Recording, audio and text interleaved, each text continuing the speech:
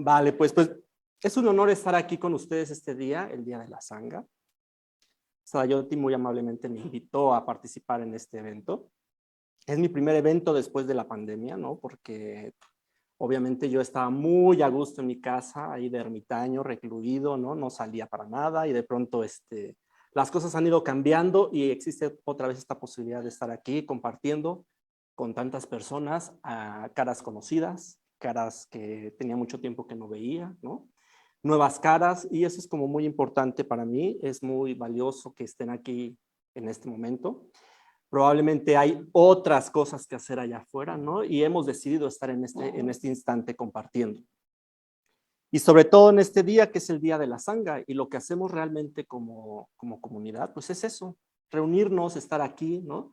Ya hemos visto más o menos lo que hacemos dentro de la Sangha, que es practicar, escuchar, regocijarse, abrir eventos que tienen que ver con el beneficio de la Sangha, de la comunidad, como es la biblioteca. Lo que vemos es servicio de la gente, lo que vemos es participación, lo que vemos es risas, ¿no? Eso es la Sangha de alguna manera, ¿no? Pues bueno, el Día de la Sangha tiene sus orígenes en la época del Buda. Se dice que en alguna época del año, que es más o menos de julio a octubre, en la India, que es donde pues, vivió el Buda junto con sus discípulos, existía o existe la época de los monzones, ¿no? Grandes lluvias, ¿no? Que hacen que a lo mejor los lugares por donde andaban los discípulos fueran muy difíciles de transitar, ¿no? Los discípulos del Buda andaban por diferentes partes de esa zona y en la época de los monzones pues corrían peligro, ¿no? Necesitaban refugiarse en un lugar más seguro. Entonces en esa época de julio a finales de octubre más o menos se reunían en ciertos lugares que eran más seguros para ellos. Entonces, al finalizar esa época de monzones, ocurrían ciertos eventos que eran muy importantes para ese grupo de discípulos que se reunían durante más o menos 3 meses, un poquito más. Y ocurrían 2 eventos. Uno de ellos se llama Pravarana, que es una ceremonia durante la cual cada uno de los discípulos ofrecía perdón por las diferentes faltas que hubiera cometido durante esas reuniones. Y eso se me hace muy interesante porque a veces uno pensaría que esa sangha o ese grupo de discípulos del Buda tal vez no cometían muchas faltas, ¿no? Pero de alguna forma sí había ese tipo de situaciones donde de manera consciente o inconsciente seguramente las personas hacían actos que probablemente lastimaban a otras personas. Así que durante ese final de esas reuniones se juntaban a ofrecer disculpas, a ofrecer perdón. Probablemente ofrecían perdón por ciertos actos que cada uno de ellos identificaba tal cual, ¿no?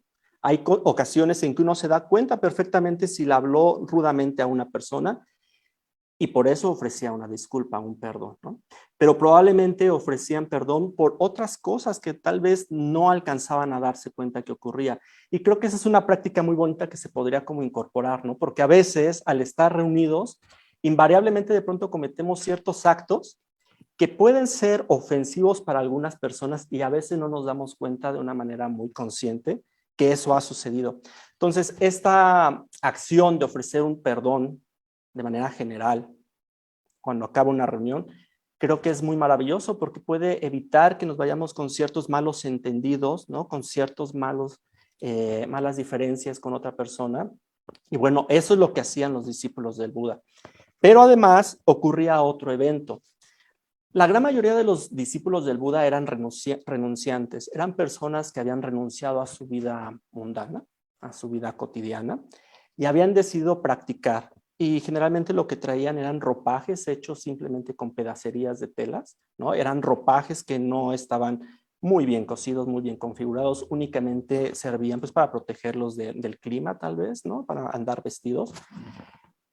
Y eran ropajes que al estarlo utilizando durante todo un año en bosques, sentándose en piedras y demás, pues ya estaban completamente destruidos. Así que los otros discípulos del Buda, que eran discípulos de practicantes de medio tiempo, ¿no? Que generalmente eran lo que se conoce como laicos, ¿no? Personas que se consideraban budistas, que se consideraban seguidores del Buda Dharma, pero que pues tenían una vida común, ¿no? Y corriente, ¿no? Tenían familias, tenían trabajos, tenían otro tipo de actividades que no hacía que pudieran dedicarse al 100% a la práctica budista, pues ellos hacían donaciones de ropajes, ¿no? Les donaban ropajes nuevos, por así llamarlos, a estos discípulos que eran de tiempo completo, y lo hacían como una manera de agradecimiento por todas las enseñanzas, por todo el trabajo que cada uno de los integrantes de esta sangha pues hacía, ¿no? Entonces eso se me hace muy, muy interesante, muy bonito. Ahí podemos ver la generosidad, ¿no? Este dar a partir de tu corazón, ¿no? Y reconocer el trabajo de otros y les dan estos ropajes a estas personas. Pues bien, a partir de estos eventos es que en la luna llena de noviembre es cuando se celebra el Día de la Sangha, ¿no? Como un recordatorio de esta comunidad, de esta joya que es la Sangha. Y bueno, por ahí decía el programa que la importancia de la Sangha, ¿no? Pues creo que la importancia que yo puedo ver con mayor claridad, pues es que sin la Sangha no habría budismo finalmente, ¿no? Por supuesto que el Buda alcanzó la iluminación y por supuesto que gracias al trabajo y al esfuerzo de Siddhartha Gautama, ¿no? De autoconocerse, de practicar y dedicar tal vez muchas y muchas y muchas vidas a una práctica de purificación, ¿no? De su ética, a indagar en la meditación, es que logra el despertar, ¿verdad? Y gracias a ese evento es que conocemos el Buda Dharma. Pero si el Buda hubiera querido compartir y no hubiera habido nadie que hubiera querido escuchar sus enseñanzas, pues muy probablemente nosotros no estaríamos aquí. Entonces, hubo personas que estuvieran dispuestas a escuchar, a comprender, a reflexionar, a practicar en lo que el Buda había descubierto. Y a partir de eso es que podemos entender que todas esas enseñanzas del Buda están llegando hasta nosotros, ¿no?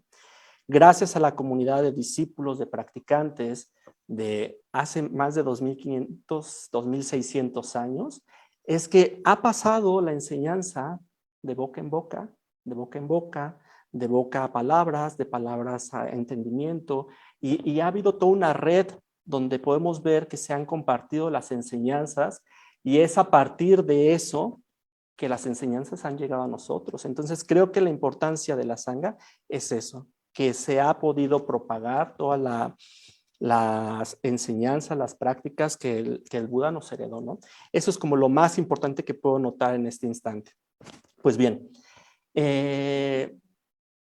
si nosotros imaginamos un poco esas escenas donde llegaban todos estos discípulos en la época del Buda, se me hace muy bonito poder imaginar que así como ahorita estamos reunidos y donde algunos vienen de la Ciudad de México, otros vienen de los cursos de Cuernavaca de los jueves, otros vienen solamente los domingos, otros vienen los martes, otros vienen en diferentes momentos de la semana y que probablemente no tenemos muchas veces la oportunidad de conocer a todos los demás, ¿no? A veces pensamos que únicamente nuestra sangha o las personas con las que practicamos solamente son las 5 o 4 personas que a lo mejor están en nuestro grupo, las 10, las 15, las 20 que de pronto vemos en los domingos, pero creo que ahorita que estamos reunidos nos podemos dar cuenta que la sangha es un poco más allá, ¿verdad? Es más amplia esa posibilidad de compartir con otras personas.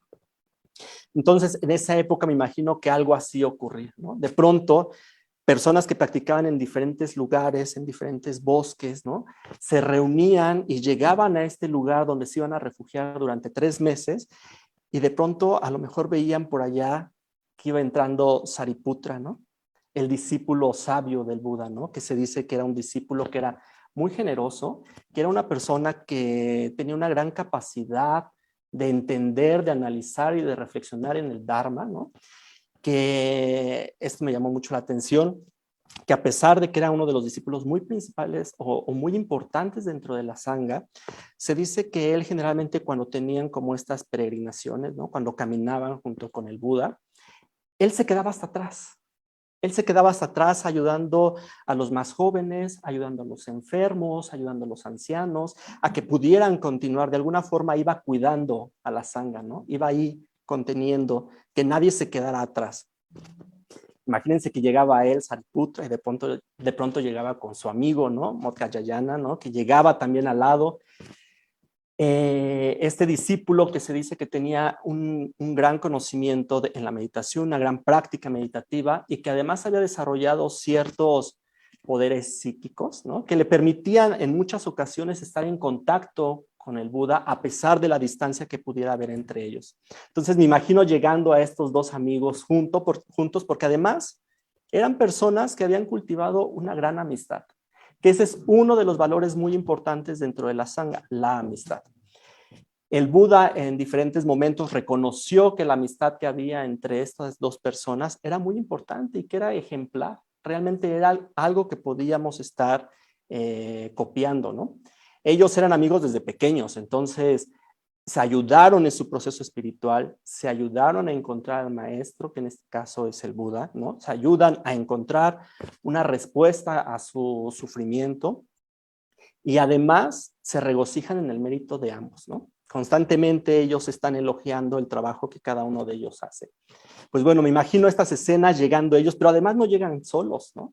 Imagínense, llegan con más personas, con más practicantes a esta reunión donde todos están de alguna forma tal vez impacientes por conocer caras nuevas, ¿no? Imagínense, están en sus diferentes lugares practicando, llegan a estas reuniones y probablemente van a ver caras conocidas, ¿no? Que no veían probablemente desde hace un año, ¿no? Y de pronto te encuentras a otro discípulo, otro amigo y te regocijas de verlo, te pones contento y además llegan caras nuevas, como es el caso de hoy. Hoy están llegando caras nuevas, ¿no? Y lo que te interesa es saber quiénes son esas personas, ¿no? Yo creo que en esos momentos había un interés en conocer quiénes eran los demás, ¿no? A ver, quién es esa cara nueva que está por ahí, quién está esa persona. Pero además creo que compartían los logros que cada una de las demás personas habían alcanzado, ¿no?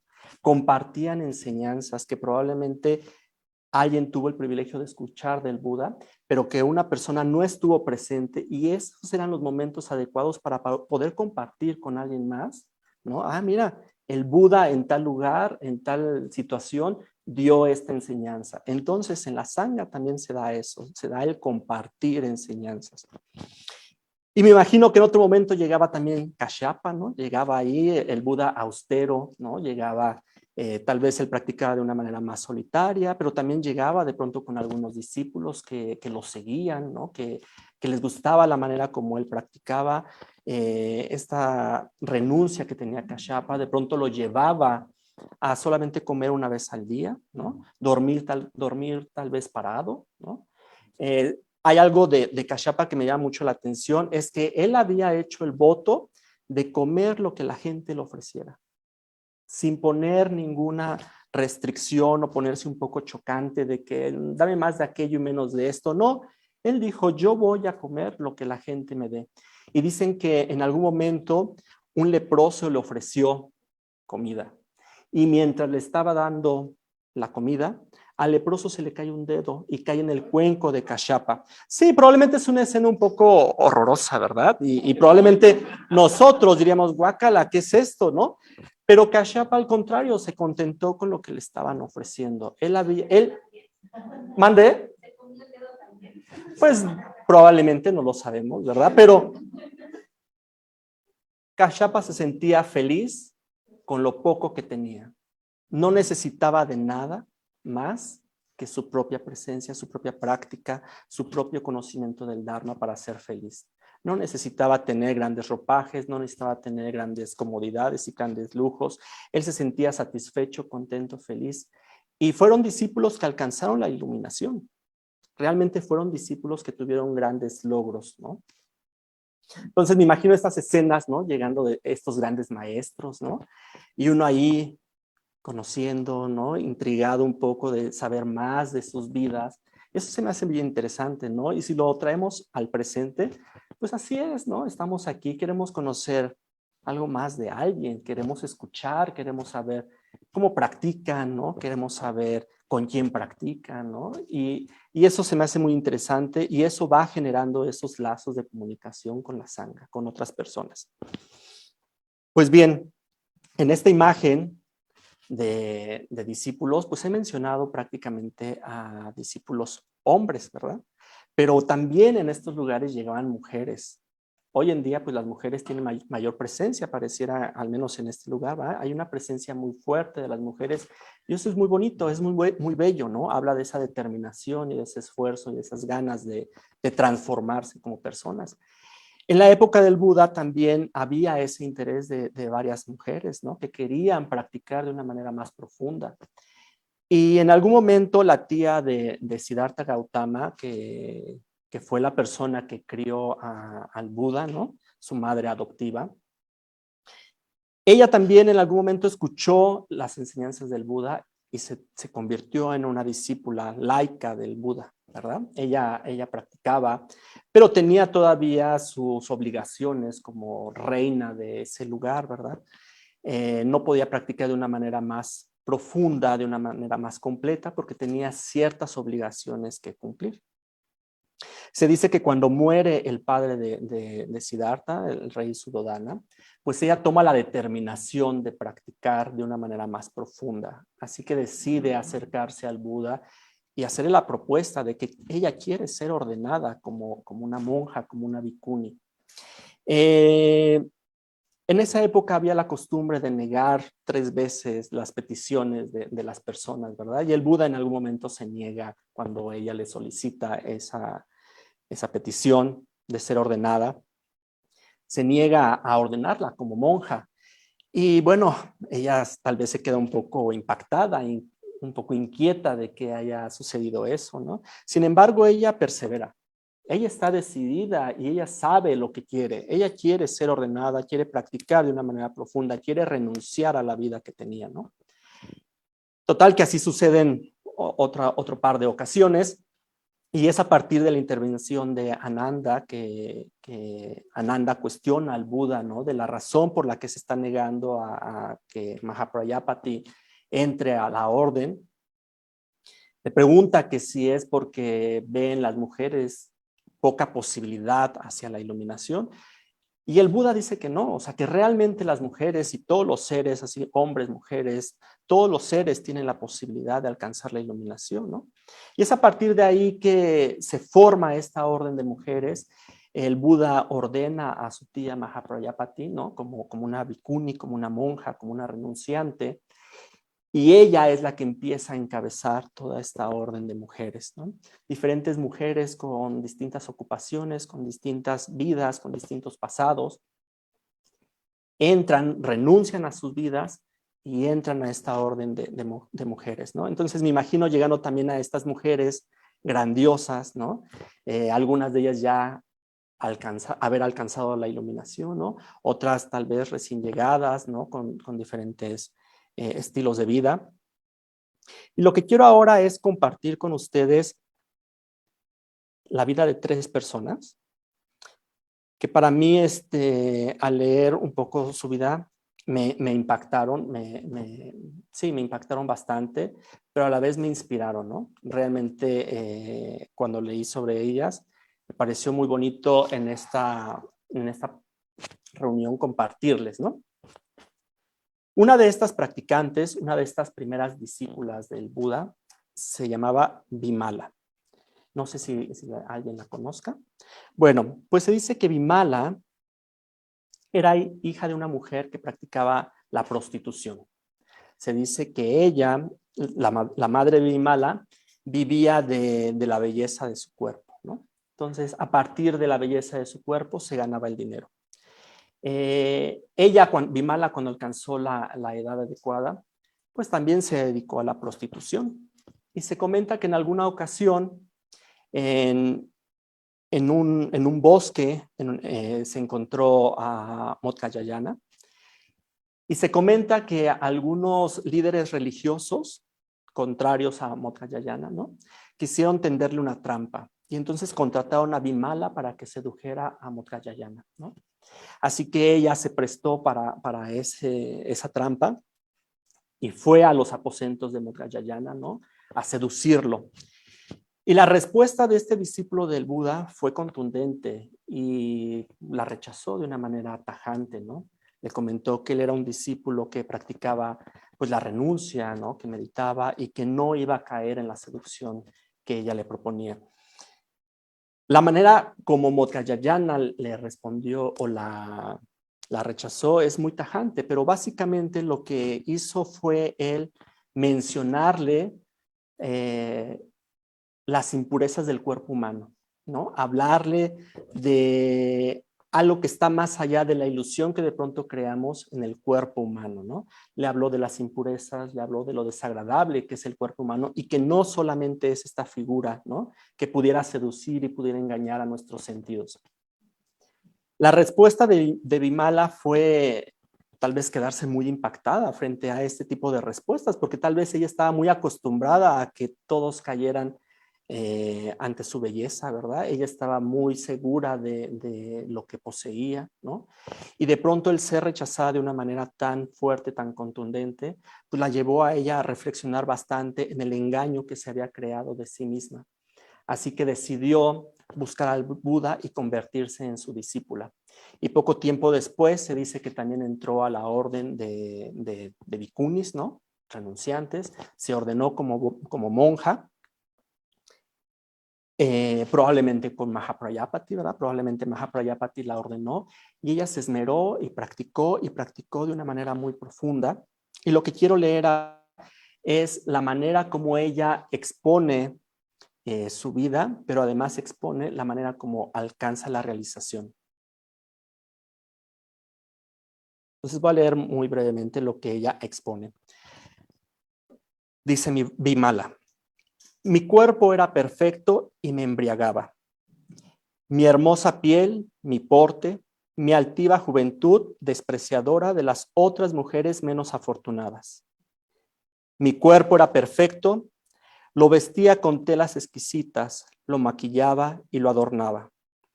Así como una cazadora que tensara sus lazos, esperaba a la puerta del burdel a que fueran cayendo descuidadas las presas.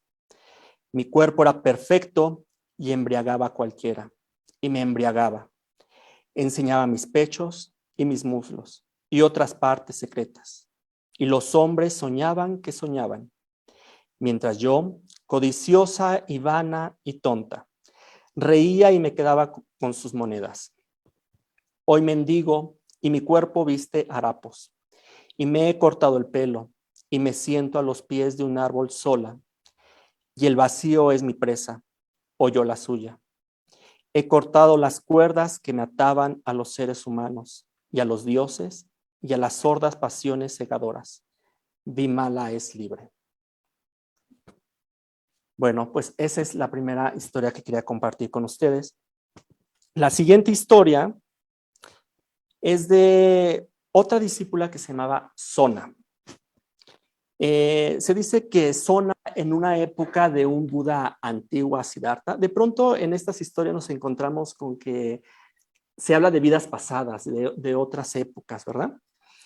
Pues bueno, Sona se dice que en una ocasión, en la época de un Buda pasado, Siddhartha, iba caminando y escuchó cómo este Buda que se llamaba Padumuttara, alababa a otra discípula como la más esforzada.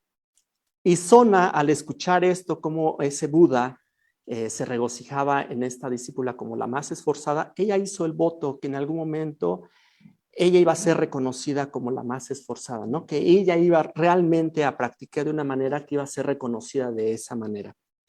Pues bien, en la época del Buda histórico, en la época de Buda Siddhartha, se dice que Sona pues era familia de comerciantes, ¿no? Entonces tenía una buena posición y que tuvo 10 hijos. La manera como se le conocía era la muy fecunda. Se me hace muy curioso esta manera de recordar, ¿no? Pero bueno, tuvo con 10 hijos, ¿verdad? Era la más fecunda. Pues bueno, pues se pueden imaginar que ella pues dedicó toda su vida, pues sí, yo creo que mucha parte de su vida a cuidar a estos hijos. Cuidar a 10 hijos no creo que sea una tarea muy fácil. Bueno, pues ella se dedicó a cuidar a sus hijos, a su familia, como era lo que se hacía en esa época y como es lo que probablemente se hace en esta época, ¿verdad? Pues en algún momento el esposo de Sona decide renunciar a la vida y decide también practicar como un renunciante. Es a partir de ese hecho que Sona dice, bueno, pues todas mis riquezas las voy a donar a mis hijos. Entonces decide donar, entregar todas sus riquezas a sus 10 hijos. Y la respuesta de sus hijos, ¿cuál creen que fue? Oh, no, por supuesto que sí querían todo, ¿verdad? Pues una vez que ya tenían estas riquezas, una vez que Sona les había entregado sus riquezas, pues Sona pasó a ser alguien que no importaba en esa familia, ¿verdad? Dejaron de respetarla, dejaron de atenderla probablemente, simplemente ya no nos sirve, ¿no? Ya tenemos todo lo que queremos, tanto sus hijos como sus yernos, sus nueras, toda la familia simplemente despreció a Sona, ya no era importante en esa familia. Sona, desilusionada por ese tipo de acción de su familia, pues decide también renunciar y unirse a la orden de mujeres. Ella sabía que ya era muy vieja, sabía que ya no tenía mucho tiempo, ¿no? Que ya pues su vida prácticamente estaba acabada. A mí lo que me admira es que a pesar de ese rechazo que tiene de su familia, a pesar de la edad que tiene y que probablemente su respuesta más común o que se me hubiera hecho más fácil es simplemente sentarte a esperar lo inevitable, ¿verdad? Pues ya, ¿qué más? Pues ya no hay más que hacer. Pues no, ella al contrario se une a la sanga de Vicunis y decide esforzarse, conociendo sus trabas que tiene, que en este caso es la edad, pues ella dice, yo me voy a esforzar día y noche a estudiar, a practicar, a reflexionar. Y así lo hace. Y en algún momento este esfuerzo que ella está poniendo en su práctica llega a oídos del Buda Siddhartha y él la reconoce como la discípula más esforzada de la sanga. Ahí es donde ve cumplido ese sueño que tuvo en una vida muchísimos años atrás, ¿no? Entonces ella nos comparte su vida, nos comparte su hallazgo de esta manera. Dice, siendo débil y anciana, abandoné a mis hijos, que eran 10, decidida a ordenarme monja, cuando otra monja me enseñó la doctrina verdadera y la naturaleza de los seres, y cómo los sentidos nos urgen a aplacarlos, insaciables. Afeité mi cabeza y practiqué, siguiendo sus consejos, hasta saber mis vidas anteriores y ver con nitidez en lo invisible. Me liberé del todo y desde entonces mi mente no se aferra a sus estados y vive concentrada en lo que importa. Sona está libre y siempre lo estará.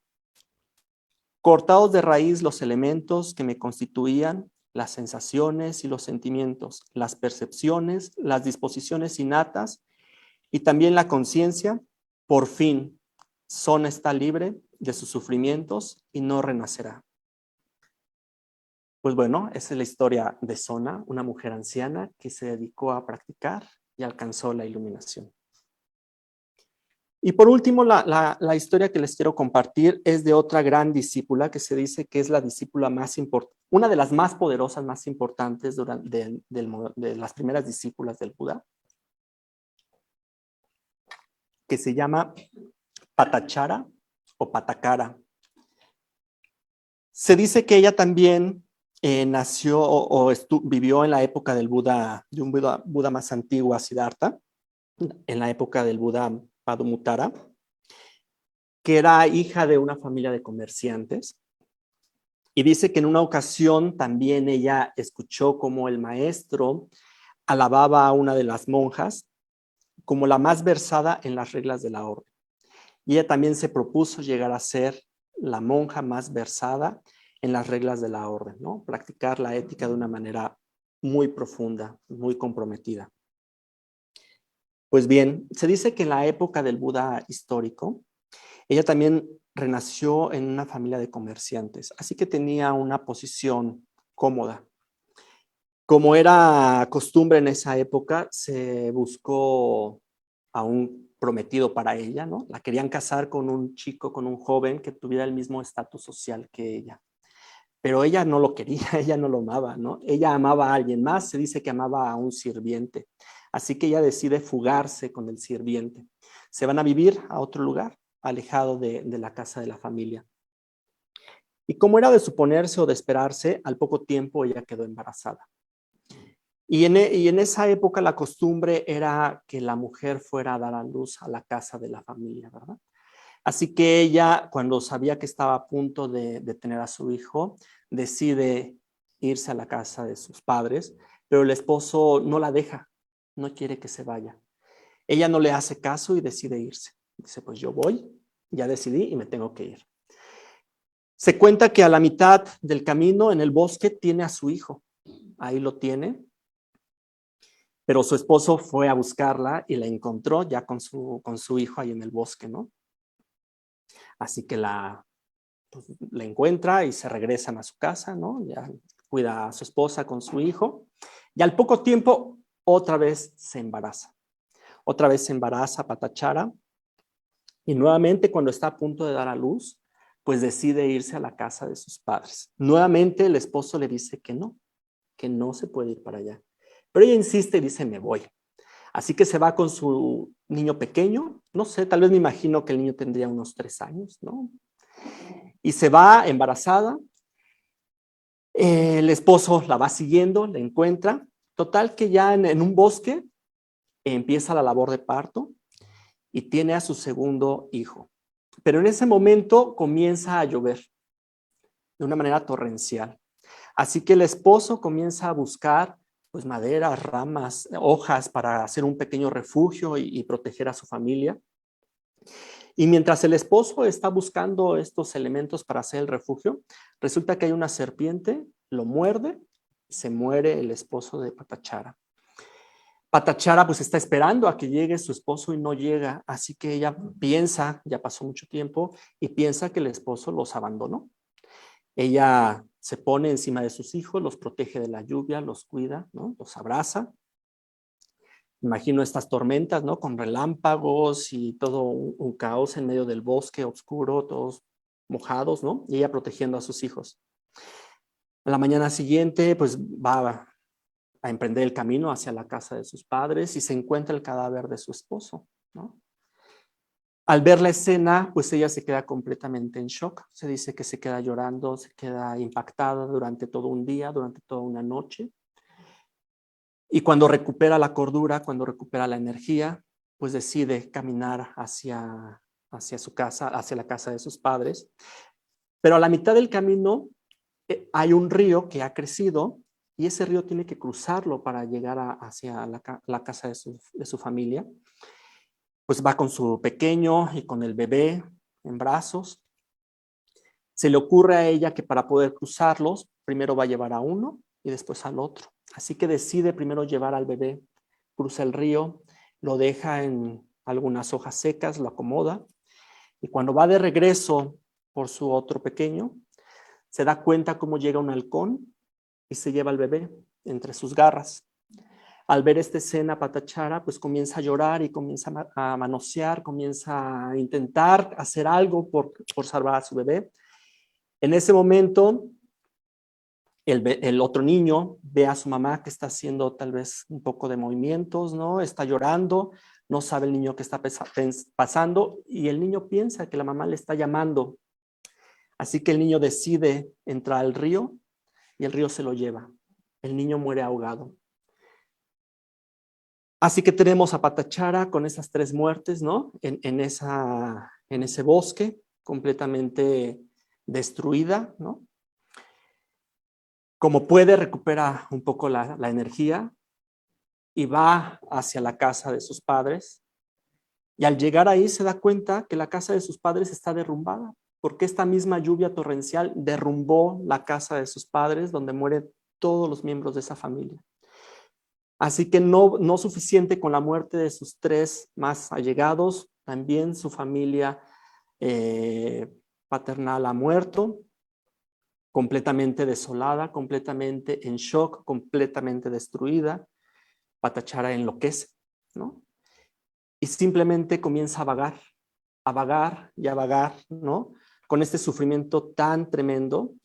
Se dice que camina y camina hasta que la ropa queda completamente desgarrada. La gente pues la ve como una loca. La gente la aparta a palos, aventándole basura, despreciándola, La gente no sabe qué pasa con ella y la ve ahí, sucia, ¿no? Completamente ida, ¿no? En shock. Y se dice que en algún momento llega a un lugar donde el Buda Siddhartha está dando enseñanzas.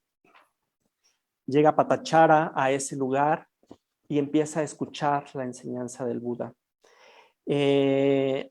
Cuando se acerca, la ven los discípulos del Buda y la apartan del Buda, ¿no? Y el Buda les dice que no. Y el Buda se acerca a ella, se acerca a escucharla y la ayuda a regresar en sí, ¿no? La apoya, la consuela. En ese momento Patachara regresa pues de esta locura en la que se encontraba, ¿no? Y se da cuenta que está completamente desnuda, ¿no? Alguien le ofrece un manto, la cubre. Ella le cuenta al Buda lo que ha vivido, lo que ha sufrido, y le pide que la ayude. El Buda le ayuda, le da alguna enseñanza, probablemente le habla de la impermanencia, ¿no? Le da alguna enseñanza que hace que ella se dé cuenta que hay una posibilidad de salir de ese gran sufrimiento que está atravesando. Al poco tiempo ya se hace discípula, también se ordena, ¿no? Y se dedica a practicar de una manera tan profunda, ¿no? Después de vivir este infierno, ella practica y alcanza también la iluminación. Y lo que quiero es también compartirles esta lectura, ¿no? De la manera como ella plasma su experiencia y cómo alcanza la iluminación. Dice así: los jóvenes brahmanes aran sus campos y los siembran para así alimentar a sus esposas y a sus hijos. Trabajan por el bien de los suyos sin descanso. Hice lo mismo y nada. Las arduas enseñanzas del maestro practiqué concentrada y no cayendo nunca en la pereza, sin alcanzar la gran liberación. Un día me lavaba en un río cercano los pies y me quedé absorta contemplando cómo el agua se dejaba llevar por la corriente.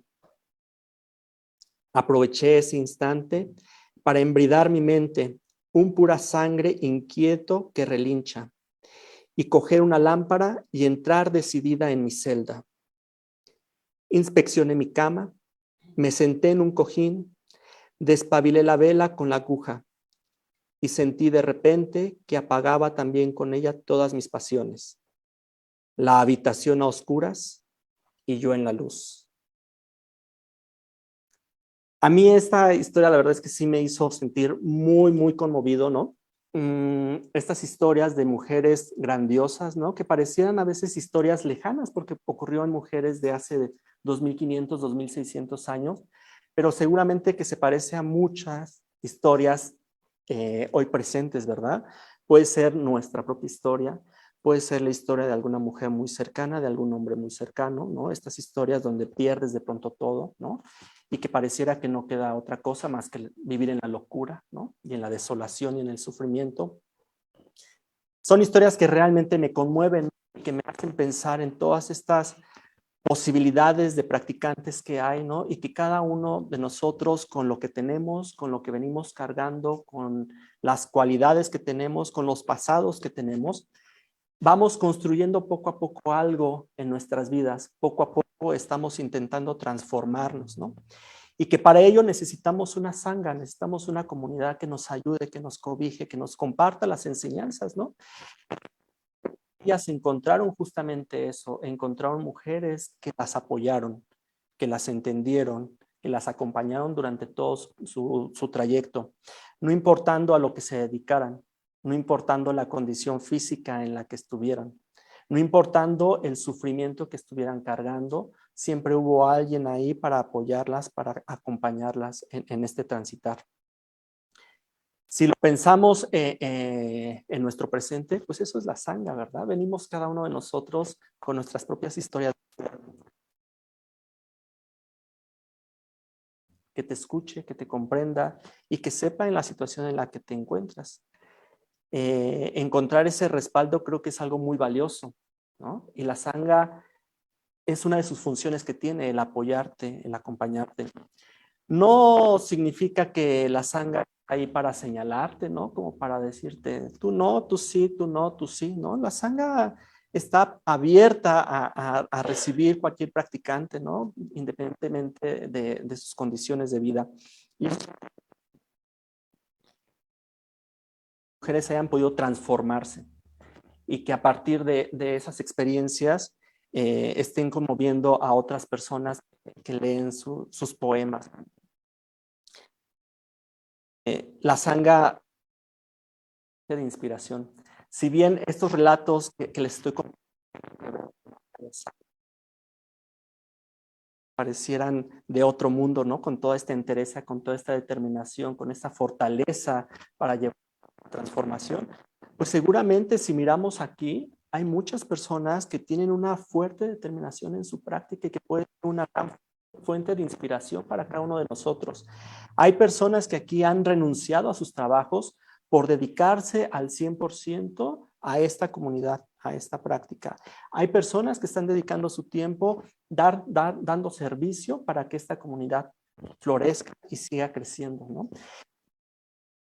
Nuestros trabajos aquí es empezar a observar eso positivo que hay en cada uno de nosotros, que nos inspire, que nos motive.